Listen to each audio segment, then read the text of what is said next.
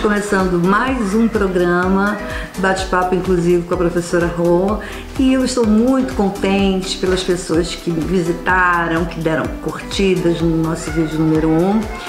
Hoje nós vamos falar de uma profissional que auxilia intensamente as crianças com deficiência na escola pública. Então eu vou apresentar para vocês a professora Kátia, que é pedagoga, psicopedagoga, que vai conversar com a gente nesse bate-papo.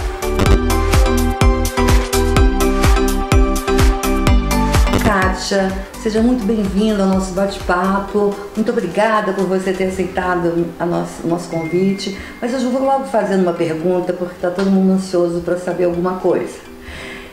Kátia, você pode nos dizer o que é um professor itinerante? Alguma coisa no sentido de esclarecer esse profissional? Imagina, professora Rosário, o prazer é todo meu. Então, sobre a sua pergunta, o professor itinerante, ele é um dos profissionais que faz parte da rede de apoio ao ensino especial inclusivo na rede pública. E esse profissional, ele é supervisionado pelo Instituto Lawrence Koff e atende a uma determinada clientela, um número de escolas, né, onde há crianças com deficiência ou não, onde também se tem alguma suspeita de que haja alguma criança que precisa ser atendida pela educação especial. Entendi sim. Então, me conta um pouquinho como é esse processo deste trabalho, né? Você chega na escola e aí? O meu trabalho é em parceria com o professor.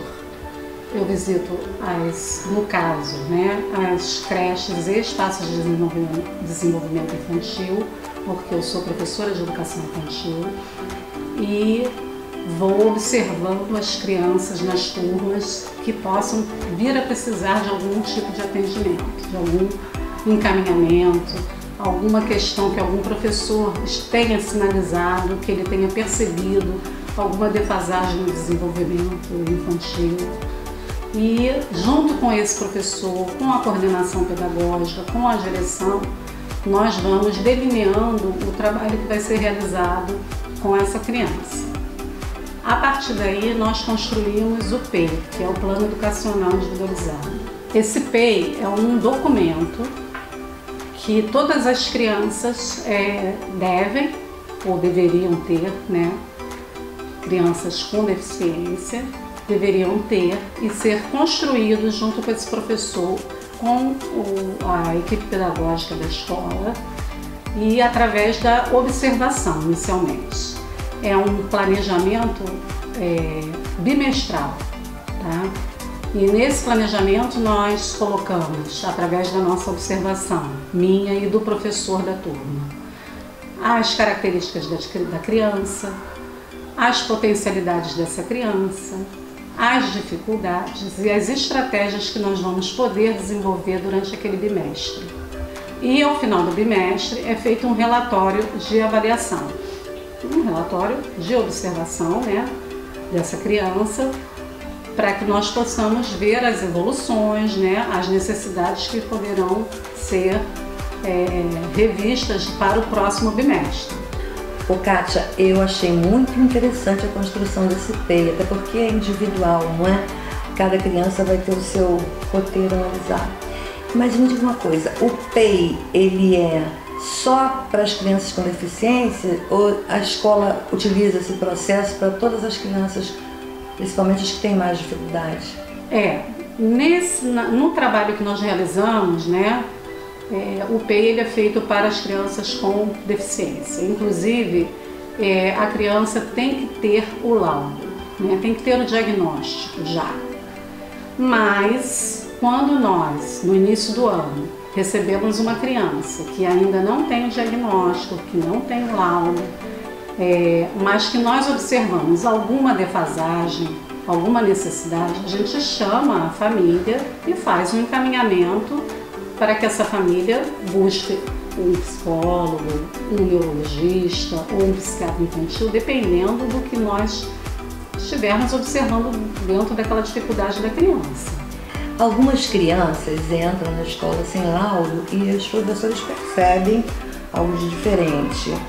E aí solicita e a mãe não traz, ou qualquer coisa parecida. Como é que vocês agem quando tem uma desconfiança dessa, de alguma síndrome de algum transtorno, e a criança não tem laudo?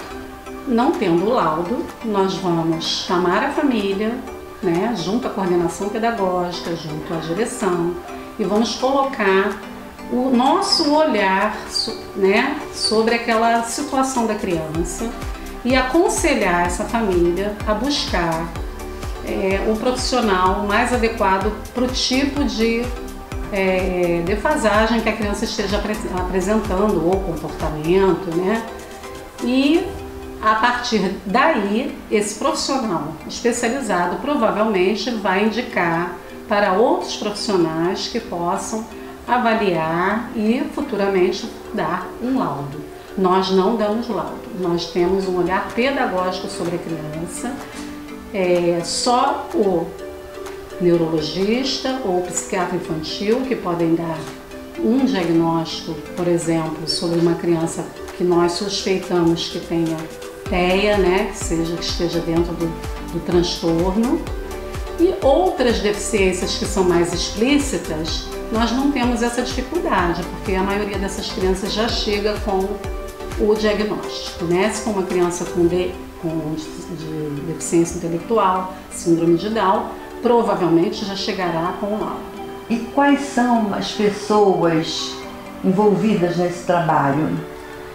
Bom, dentro das escolas, professor, em primeiro lugar, é a primeira parceria que a gente faz, e a própria coordenação pedagógica, claro, direção, porque com a direção a gente trata muito das questões da acessibilidade, porque passa pelo administrativo. Com a coordenação pedagógica é a questão mesmo do planejamento político-pedagógico da escola, né? Como que nós vamos adaptar esse planejamento bimestral para essa criança, dando a ele o direito de participação em todo o processo da escola, né? De todas as atividades. E também aos estagiários ou agentes educacionais que estejam acompanhando essa criança quando há.